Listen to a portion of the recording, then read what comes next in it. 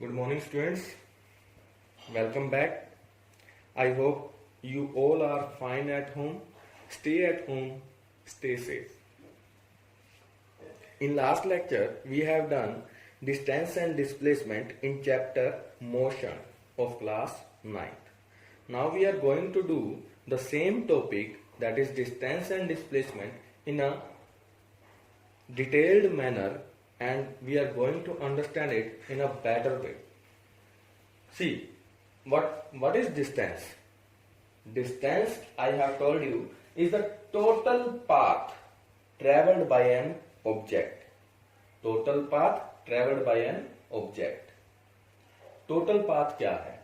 Total path मतलब पूरे का पूरा रास्ता जिसमें हम एक स्पेसिफिक डायरेक्शन की बात नहीं कर सकते। जैसे मैंने आपको एग्जांपल दिया था, आपके घर से आपके स्कूल तक का रास्ता जिसमें आप कभी भी राइट एंड लेफ्ट टर्न कर जाते हो, एक पर्टिकुलर डायरेक्शन में आप नहीं जा सकते, उसको हम क्या कहते हैं? उस टोटल पाथ को हम क्या कहते हैं? Distance travelled. And distance is a scalar quantity. Distance is a scalar quantity. Scalar and vector भी बताया था। जिसमें डायरेक्शन नहीं होगी उसे हम कहेंगे स्केलर, जिसमें डायरेक्शन होगी उसमें हम कहेंगे वेक्टर। तो डिस्टेंस अगर टोटल पाथ ट्रेवल्ड है जिसमें हम डायरेक्शन, एक स्पेसिफिक डायरेक्शन की बात नहीं कर सकते, तो वो डिस्टेंस क्या होगा? एक स्केलर क्वांटिटी होगी। देन हमने किया displacement. Displacement is the shortest path between the final position and initial position of an object. We have done in last lecture. Previous class में हमने किया कि डिस्टेंस क्या है? शॉर्टेस्ट पाथ, या ये कहें difference between final position and initial position of an object gives us displacement covered by the object. And displacement is a vector quantity. For example, मैं ये बात करूं कि एक ऑब्जेक्ट की इनिशियल पोजीशन ये थी एंड फाइनल पोजीशन वो है, तो एक ये पर्टिकुलर डायरेक्शन में हो गया कि नहीं हो गया? क्यों? क्योंकि शॉर्टेस्ट पाथ है। तो शॉर्टेस्ट पाथ एक पर्टिकुलर डायरेक्शन में होगा। फॉर एग्जांपल, ये वेस्ट की डायरेक्शन में है और डिस्टेंस ट्रेवल्ड मैं मान लेता हूं कि चलो ये 25 सेंटीमीटर का डिस्टेंस ट्रेवल्ड है किसी ऑब्जेक्ट के द्वारा। तो क्या हुआ? 25 सेंटीमीटर इन या टुवर्ड्स वेस्ट, तो ये क्या हो गई? Displacement, which is a vector quantity. Clear? Displacement word ही खुद को डिफाइन करता है। डिस्प्लेसमेंट में आया डिस्प्लेस, मतलब एक इनिशियल पोजीशन से एक फाइनल पोजीशन पर कोई ऑब्जेक्ट डिस्प्लेस हो गया। क्लियर? इसे आप ऐसे भी समझ सकते। Now we are going to do distance and displacement with the help of an example. देखिए, लेट अस अज्यूम कि एक ऑब्जेक्ट मूव करना शुरू हुआ from its initial position O से चलना शुरू हुआ, सी से होता हुआ एंड थ्रू बी होता हुआ कहां पहुंचा? ये ए पोजीशन पर। ठीक है? देन ए पोजीशन से वापस चलते हुए बी से होते हुए सी पोजीशन पर आकर रुक गया।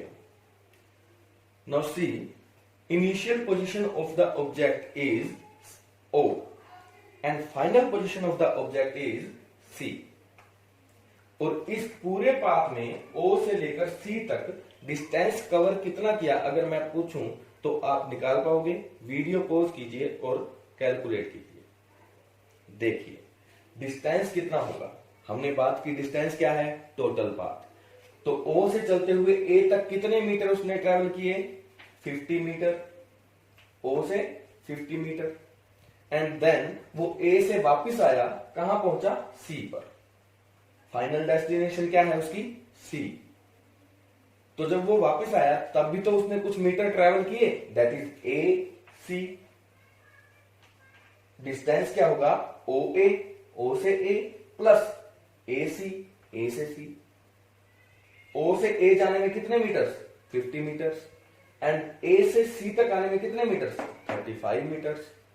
तो टोटल पाथ ट्रेवल कितना किया उसने? 85 metres. Clear? This is the distance traveled by the object. Now, initial position क्या है ऑब्जेक्ट की? O, and final position क्या है ऑब्जेक्ट की? C. तो डिस्प्लेसमेंट क्या होगी? Final position minus initial position. That is the shortest path. As we have defined the displacement, shortest path या difference between final position and initial position. तो displacement क्या होगी? O to C में displacement क्या होगी? 15 minus 0, that is 15 meter. Clear? This is the difference between distance and displacement. Distance क्या है? Total path. लेकिन डिस्प्लेसमेंट क्या है? डिस्प्लेस होना. Difference between final position and initial position of an object. Clear? Now, distance and displacement can be equal. दोनों equal हो सकते हैं. कैसे? अगर आपसे पूछे क्या डिस्टेंस एंड डिस्प्लेसमेंट इक्वल हो सकते हैं? हाँ जी, बिल्कुल हो सकते हैं. ऑल्दो है तो एक ही फॉर्म, लेंथ की फॉर्म है. चाहे डिस्टेंस है डिस्प्लेसमेंट है तो लेंथ, है तो पाथ. मानते हैं कि डिस्प्लेसमेंट शॉर्टेस्ट पाथ है, डिस्टेंस कंप्लीट पाथ है तो लेंथ ना. तो लेंथ तो इक्वल हो सकती है.